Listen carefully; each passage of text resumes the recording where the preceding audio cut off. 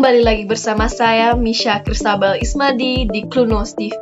Dan inilah berita terkini. Pemirsa, Bali kembali diterjang banjir hanya selang 5 hari setelah banjir besar sebelumnya. Hujan deras Senin pagi telah menyebabkan genangan, kerusakan, dan korban jiwa yang bertambah. Dalam laporan mendalam berikut, kami akan membahas apa penyebab utama banjir berulang ini, bagaimana korban terdampak, dan langkah pemerintah serta masyarakat dalam mitigasi. Laporan akan kami tanyakan kepada Saudara Anur. Baik, untuk Saudara Anur, bagaimana kondisi di sana, Saudara Anur? Terima kasih. Saya Anur. Saya berada di Gang Pandansari, Jalan Kebo Iwa Selatan, Denpasar, salah satu lokasi terparah terdampak banjir pada Senin. Hujan deras sejak pagi sudah mulai menumpuk air. Pada pukul 6.30 WITA, air mulai masuk ke jalanan.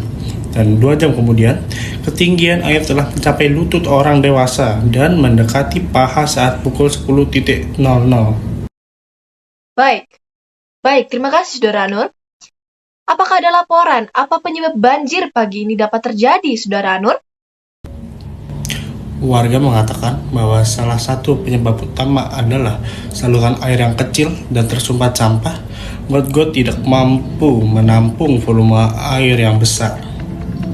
Seorang pemilik toko kelontong, Iwayan Subawo, menyebutkan bahwa dulu telur dagangannya terbawa arus ketika banjir sebelumnya. Kini ia terus waspada agar perabotannya tak terkena banjir. Korban jiwa tercatat sudah 17 orang meninggal, sementara 5 orang masih dinyatakan hilang oleh petugas SAR dan BPBD Bali.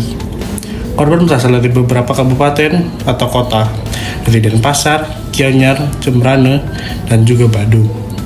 Di kawasan wisata Brawe, Tibu Beneng, sejumlah villa juga ikut terendam hingga ketinggian pinggang orang dewasa, dan para tamu bahkan dievakuasi menggunakan ban dan perahu darurat.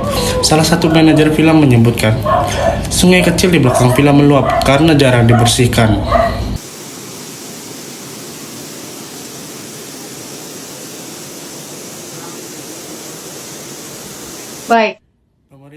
Baik, jadi banjir kali ini terjadi karena banyaknya penumpukan sampah, ya Saudara Anur. Karena jarang dibersihkan. Baik.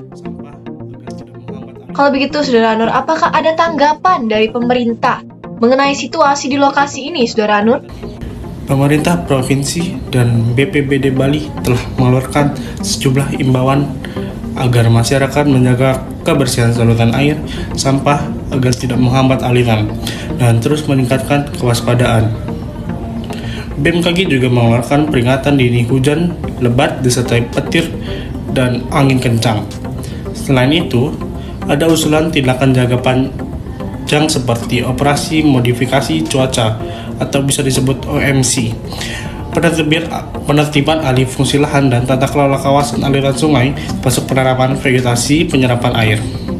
Namun, beberapa warga menyuarakan keraguan terhadap OMC dan mempertanyakan dampak terhadap pertanian dan ekosistem lokal jika hujan ditahan terlalu lama.